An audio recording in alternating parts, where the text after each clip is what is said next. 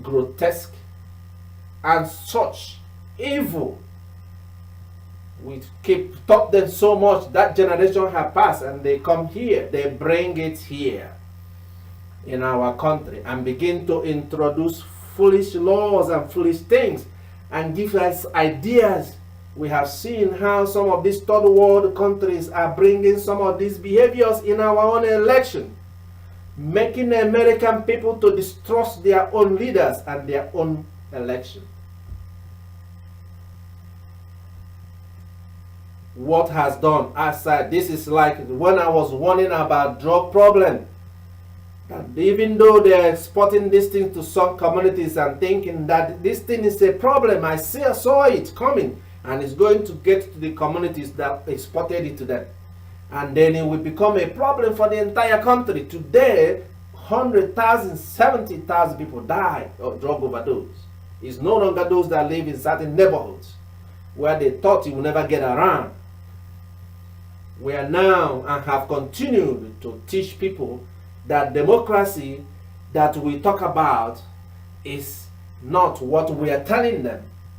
Then you go, you encourage, and you go, you have all these meetings they have with the people, and you brush it aside and make it look like it's okay, and you call it democracy. But we know what democracy is, because it's been around for thousands of years, for so long, even before our country was established. Long time. I had a privilege to talk to one of the oldest Igbo professor of Igbo on this trip to ask, when did democracy start in Igbo land? Based on his research and his work, and it was just an affirmation. Igbo people have always ruled by consensus, a true democracy. Government of the people, by the people, for the people. So when we talk about democracy, I'm not just saying something I don't know about. It's something that some people have been doing for thousands of years before even democracy came to the West. So we must be very, very careful and think about how those things affect us, and think about our own interests, our own national interests. We have too much investment. We have companies that have invested so much, and they have not been persecuted or prosecuted for their bribery in those countries like Nigeria. They should, because we need to discourage it. We don't need to offer bribe to somebody in order to have a fair and just transaction and trade business with another country.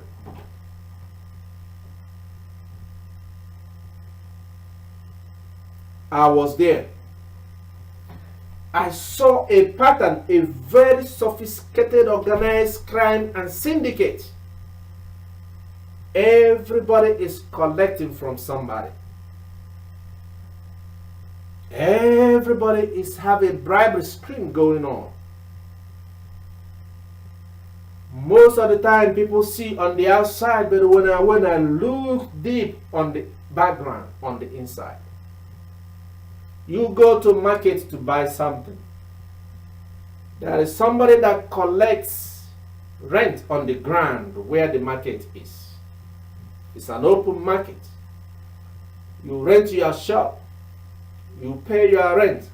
But somebody else is collecting money somewhere in that market for every item that is sold.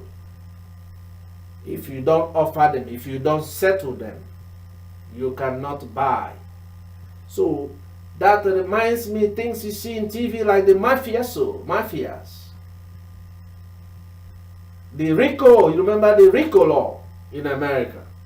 What it was designed for, to pursue these systems that is so sophisticated that people cannot live an honest life. It's impossible for the people to live an honest life.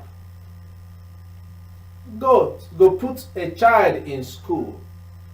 The school principal and their teachers have their own list of what they require of the parents, that the parents must produce, and they stand by with the account number where they will transfer the money, without which their children can go to school.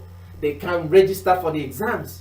They cannot do anything. Everything they are paying, somebody is paying somebody an illegal money, even though there is a big sign from the government that says don't pay somebody any money, or from the school. But if you don't pay, you cannot learn. If you don't pay, you cannot take exam. I say, I saw with my eyes.